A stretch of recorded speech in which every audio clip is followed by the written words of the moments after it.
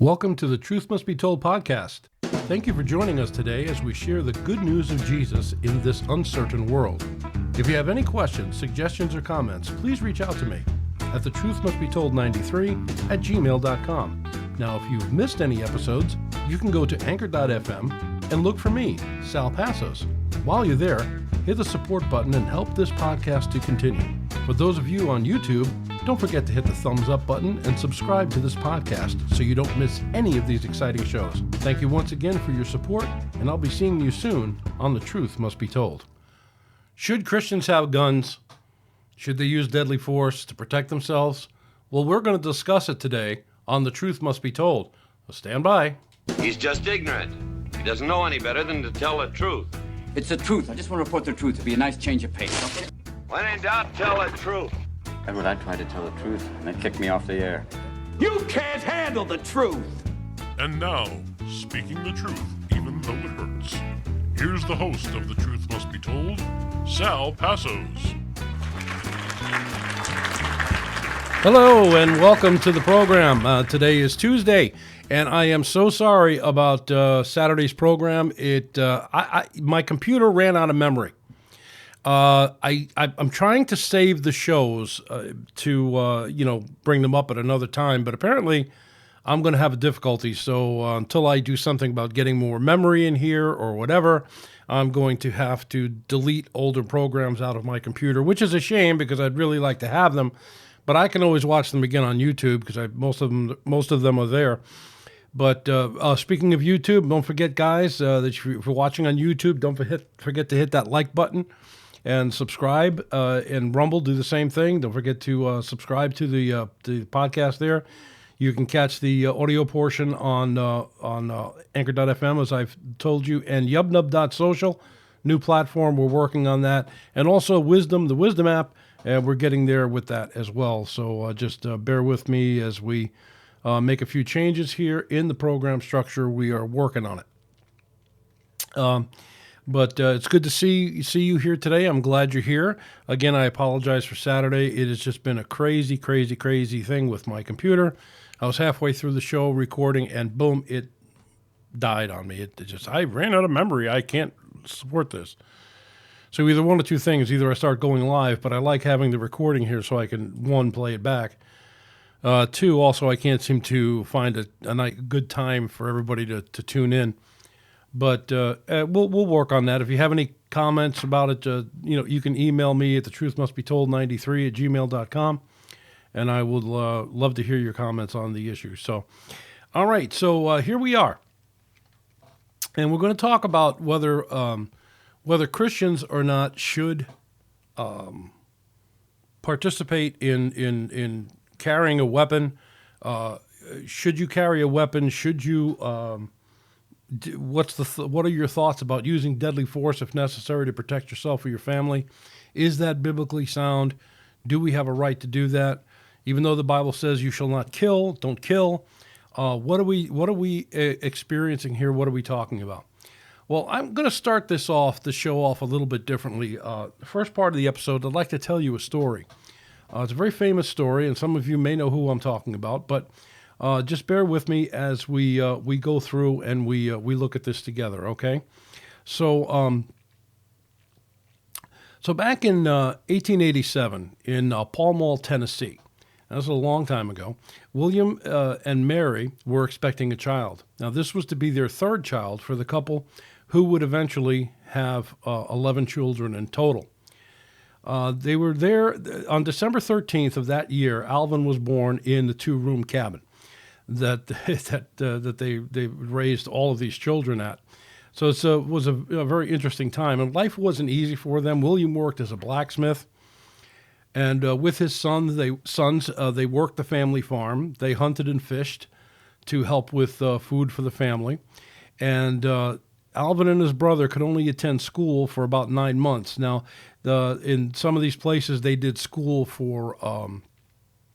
by correspondence. It was a correspondence school where they would send the stuff in, and basically it was like an early version of homeschooling. But they couldn't afford it, so they only had about 9 months of schooling. Now, Alvin was a tough child, and as he grew up, he took to drinking very heavily, and he was in gambling, and he went to various bars known as Blind Tigers or Blind Pigs, and basically these were speakeasies. In other words, there were places where you don't know what was happening there, but there was a lot of revelry and bad things going on in these places. So they were speakeasies, and you could look that up online and find out for yourself what they were. But his violent behavior landed him in trouble a lot of times because of it, and he was known as a troublemaker. Well, in 1914, two major events would change the life of Alvin.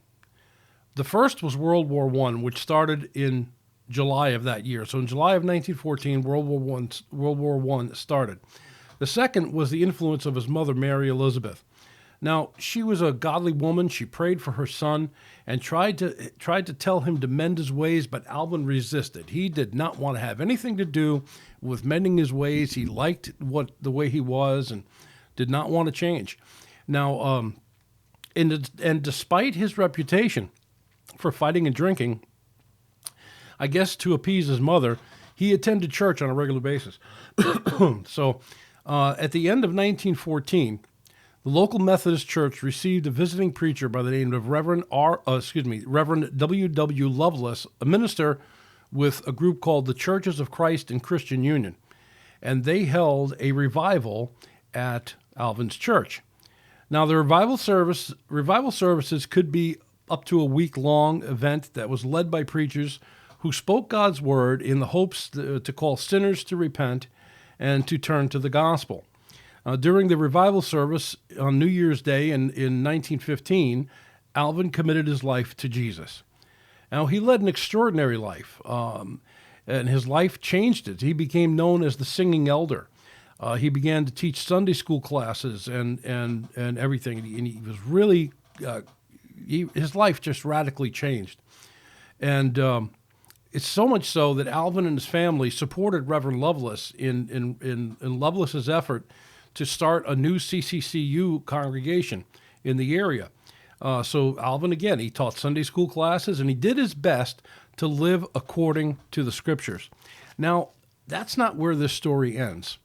All right, the presence of war was too prevalent, and many American men went to war to defend this country. The president declared war, and Alvin was forced to register for the draft. Okay, so by June of 1917, Alvin registered for the draft. However, he didn't want to go to war to fight. All right, and there was a question on the draft on, do you claim exemption from the draft, and had to specify grounds, and he simply answered by writing, yes, don't want to fight.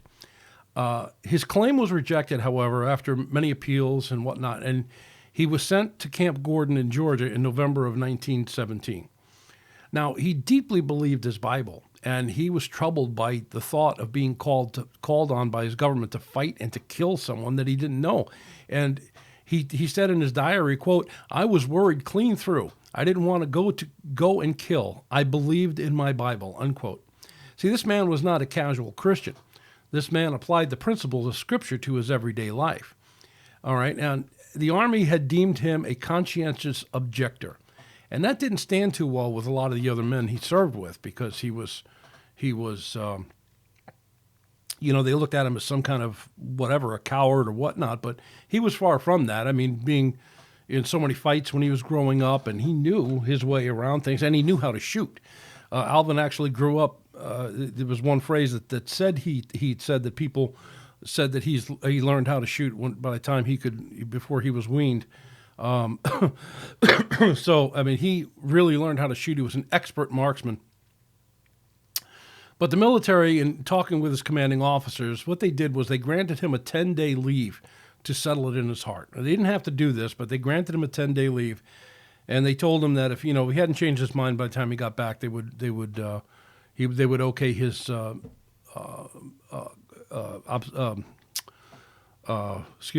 as a conscientious objector, and they would let him go. But he returned home, and after much prayer and consideration, he fell under the conviction that it was God's will that he fight. He put his trust in God, and he returned to the military. This worked out well for him. He was promoted to corporal, and he was sent to France and distinguished himself in a struggle for his life. Now, Alvin was part of the United States-led portion of the Meuse-Argonne. I hope I'm saying that right. Meuse-Argonne offensive. Now, the Meuse-Argonne offensive was a part of the final Allied offensive of World War I. It was one of the attacks that brought to the end to the war, and was fought from September 26th to November 11th in 1918. Okay, when the armistice was signed. Now, during this offensive, Alvin's men came under heavy attack by machine gun fire of the Germans, and this was a tremendous time. With 17 men, Alvin went around to the left flank of the Germans to see if he could silence the machine guns that were killing many, many American men. He just couldn't, they were killing, and he had to do something. Now, some of the Germans on the hill that were shooting at Alvin and his men managed to kill six of the men six out of the 17. So there were 8 men left. Now, during the battle, Alvin was able to get around, and he was able to capture a German major and forced the major to order the others to stop firing by telling the major that if he didn't order his men to stop firing, he would blow his head off. The major blew his whistle, and the Germans surrendered to Alvin and his men. They didn't give up without a skirmish, though. One of the Germans lobbed a grenade at Alvin, and it burst in the air. Alvin shot the man, and the rest surrendered without any more trouble. He marched the major and the others to the rest of the hill and captured the rest of the Germans on that hill without any incident. Now, by the time Alvin reached his own post of command, he had 132 prisoners in tow. He had personally killed over 20 men, by estimate, and excuse me. And Alvin's actions that day enabled the 328th Infantry to renew its attack and go on to stop the Germans from advancing. Alvin York became one of the most decorated United States Army soldiers of World War I and was promoted to sergeant. Sergeant York received the Medal of Honor, the World War I Victory Medal, the American Campaign Medal, the Legion of Honor from France, the Military Medal from France, the 1914 to 1918 War Cross from France, the War Cross from Italy, and there were many others. His exploits were made into a movie, and in that movie the movie was called Sergeant York, and it was starring Gary Cooper. And boy, talk about a Christian killing somebody. This was a tremendous thing for this man. I mean, think about this. Here's a man who didn't want to kill. If you read portions of his diary, which are available online, you'll see that he had to do something to stop the killing, which kind of perplexed his officers. In the movie, one of the officers said, "So you killed in order to stop the killing?" And he said, "Yes, sir. That's the reason why." And it's so interesting because here he was, an objective, conscientious objector. He was a Christian, a man of God that did not want to kill anyone. And yet he goes to war, kills over 20 men, and captures 132 Germans, which stopped the Germans from advancing and allowed the military allies to win the war. Amazing.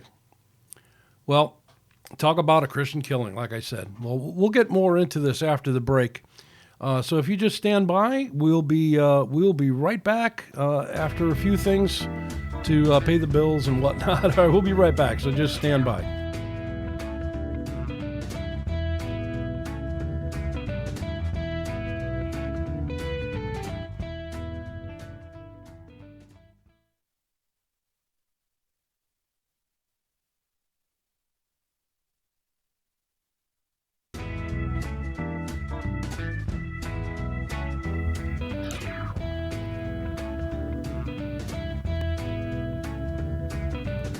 All right.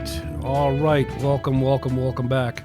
So it's an interesting. Don't you think that was an interesting story? I really get amazed at that when I think about it because of the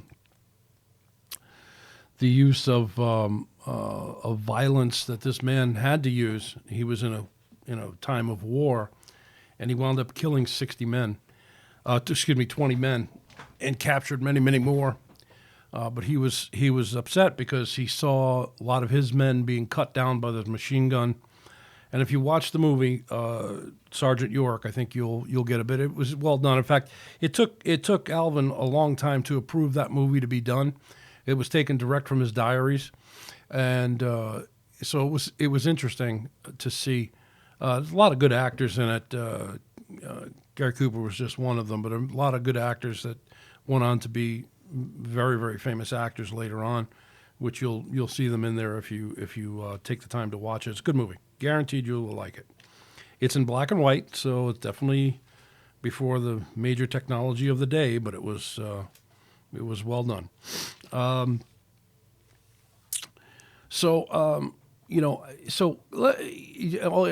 a reminder, don't forget, if you're tuning in, you're here on YouTube, don't forget to hit that like button and that subscribe.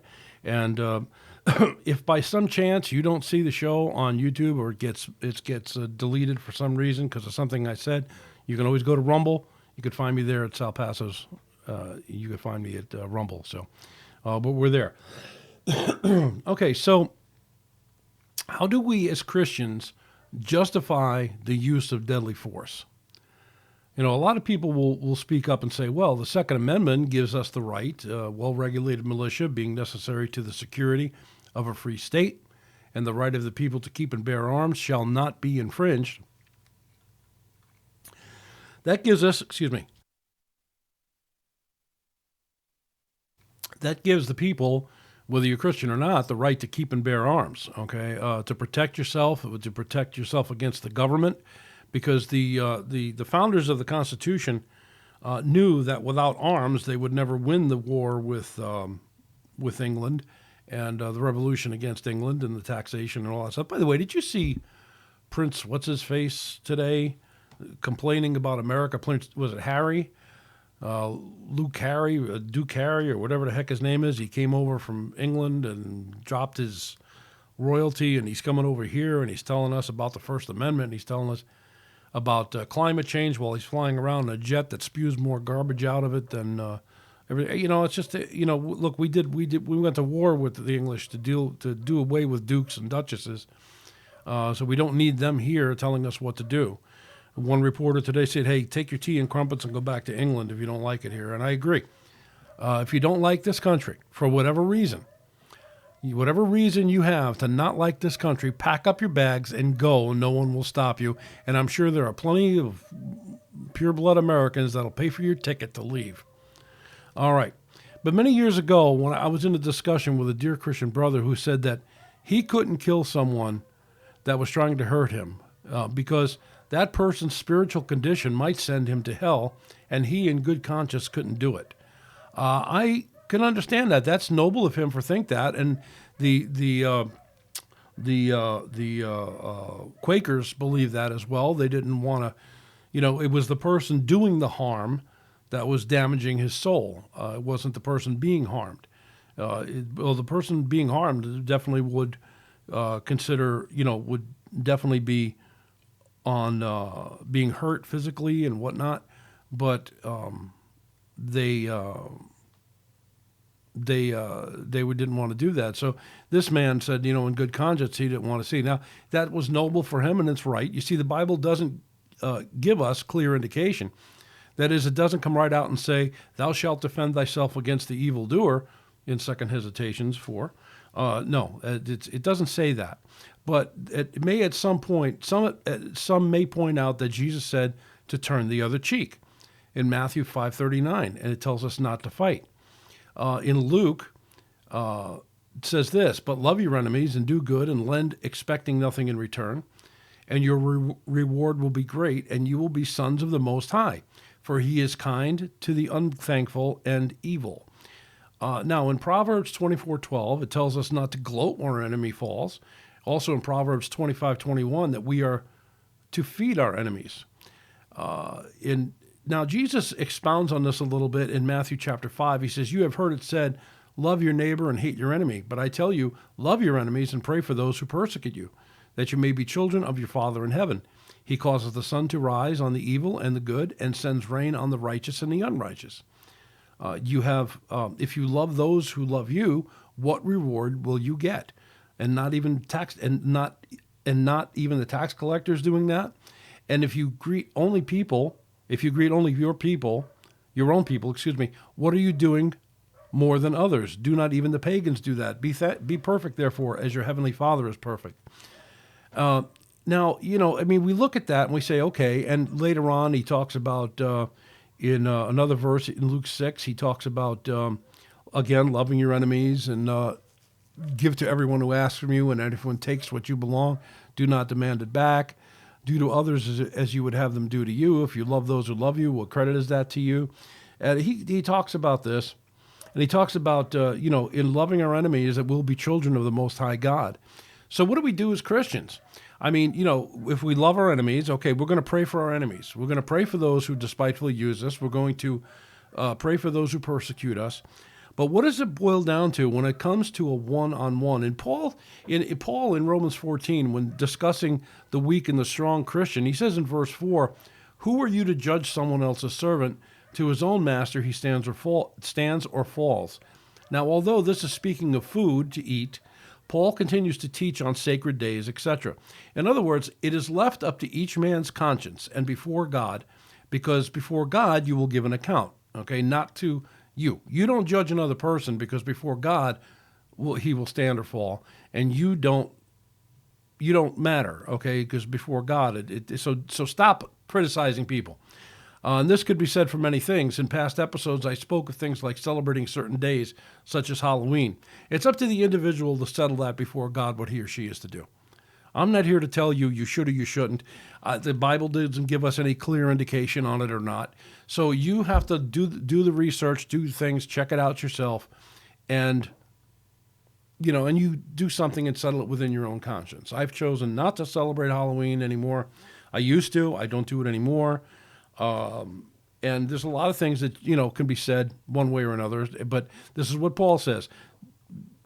It's left before God, before that person and God. So it's between you and God, and between you and God, whether you're going to rise or fall, that's up to you, and it's up to God. That's how it goes.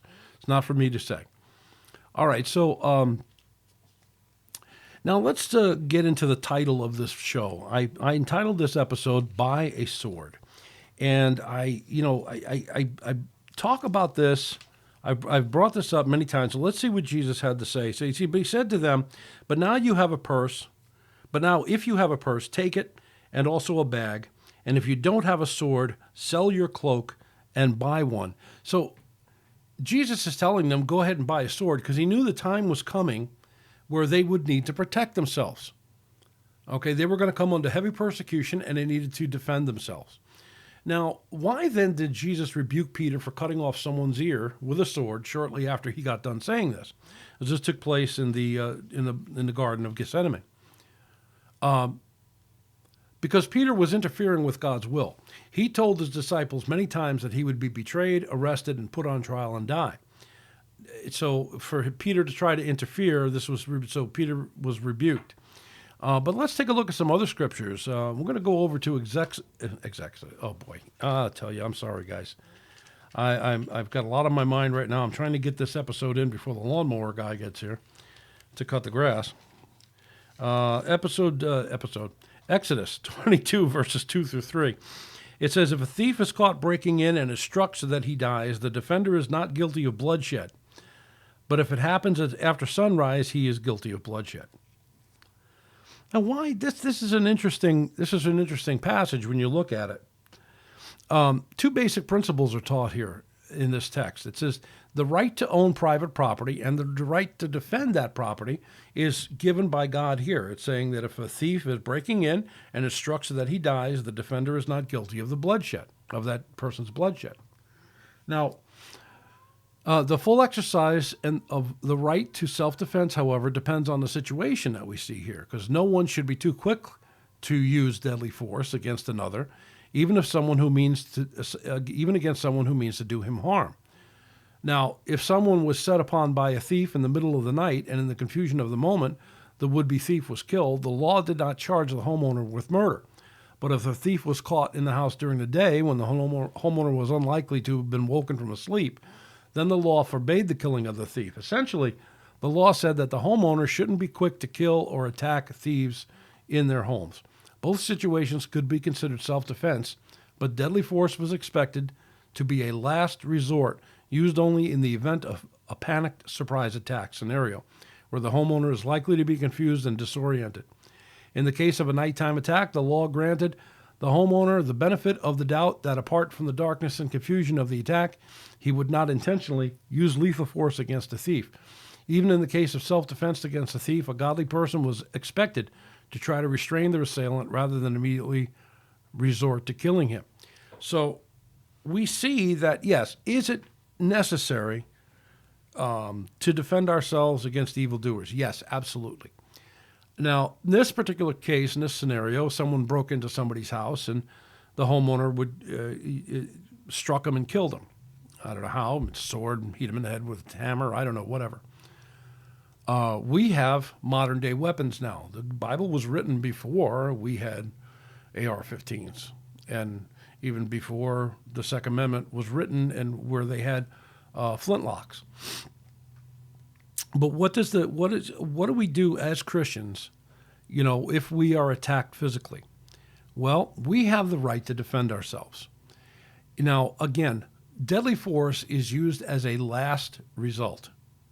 It's a last resort. You do not pull a weapon on somebody just to scare them. You don't pull a weapon on them if the time comes out where you have to use a weapon, you pull it out and you use it because there's no other scenario available. Now, granted, there could be a million different scenarios as to what takes place. I know where I come from in Connecticut, they don't have a stand your ground law. Here in Alabama, they do. In Connecticut, they do not have a stand your ground law. You are expected to, as a homeowner or somebody who's being attacked, try to flee the situation. If you can't get away and you're forced to use deadly force, then you can use it, and you'll less likely be prosecuted for it. However, we've just seen in New York a store owner that got thrown in Rikers prison because he stabbed a guy that was coming in to try to kill him. And he's treated as the criminal, and the criminal who died was treated as a victim. This world is messed up. We're in a bad situation here in this world. But, if you're here in Alabama, we have a stand your ground law. We could stand your ground. We also have a castle law where you could protect your own property. Now, if somebody was trespassing on my property, just cutting through or whatever, am I going to shoot them? No, I'm not going to shoot them. I'm not going to stay out there, you're a dang revenuer, and cock the shotgun and tell them to get off the property. No. But if that person is trying to break into my property, I'm going to be calling 911 first, and I'm going to be telling this guy to get away. If this person tries to get into the home, into my home, I am of the mindset I'm going to try to take as much precautionary measures as I can. I'm not going to go on the attack. However, if somebody tries to break into my home, I am going to stop that person by whatever means necessary. If after being warned that I have firearms and the police is on the way and this guy still decides to get in, I hope his life is right with Jesus, because I'm going to take his life. This is, and I know this is dangerous to even say because somebody can find this. If I do happen to use deadly force on somebody will find this and they'll say, "Oh, look, he said he would do this."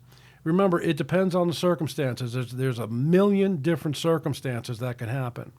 Remember too, I worked as an armed security on an armored car. You were always on the alert. In fact, I remember one funny story. I was helping a guy load an ATM, and we were walking out of the store, and a balloon popped. And I swear, I went for my weapon. I started pulling it, and the guy started laughing. He said it was a balloon, and it's like, oh, good, because it scared me. You're on a heightened alert because somebody may try to kill you to get this money. So it depends on the situation, and it's totally different when you're a police officer. Police officer has to be on his guard. His job is to protect the public. If he or she uses deadly force, whole different scenario than a citizen using deadly force, totally different. But if they could find that, oh well, you went after trouble, you saw that this was happening and you went after it, then now before God, I don't think I can do that. I don't think I can go and chase somebody down and shoot them. But if somebody's trying to hurt me or my family, then at that point I am going to use some sort of force, deadly or otherwise, to stop them. Now, because I had asked this dear brother that I mentioned earlier, well, what happens if I come home and I see a guy raping my wife in my home? What am I going to do? Stand there and say, oh, I'm going to pray for you? No, I'm going to dislocate this guy's head with a 2x4, or I'm going to pull a weapon, I'm going to shoot him, or I'm going to hold him for the police, or something is going to happen because I'm going to protect. I have an obligation before God to watch out for my family. And that's it. Okay, it's whatever the consequences come by then, that's the way it is. So again, this is an issue that you have to settle between you and God. There is no other person who could tell you one way or another. You have to settle it before the Lord yourself. All right. So that being said, I'm going to end the show here. I hate to leave you on this thing, but I think I hear the lawnmower guy out there, and I got to do some things before he gets out into the backyard. And I'm just going to say, God bless you guys. If you have any questions, comments, concerns, you can write to me at thetruthmustbetold93@gmail.com. That's thetruthmustbetold93@gmail.com. And God bless you, and we'll see you next time on The Truth Must Be Told. Take care.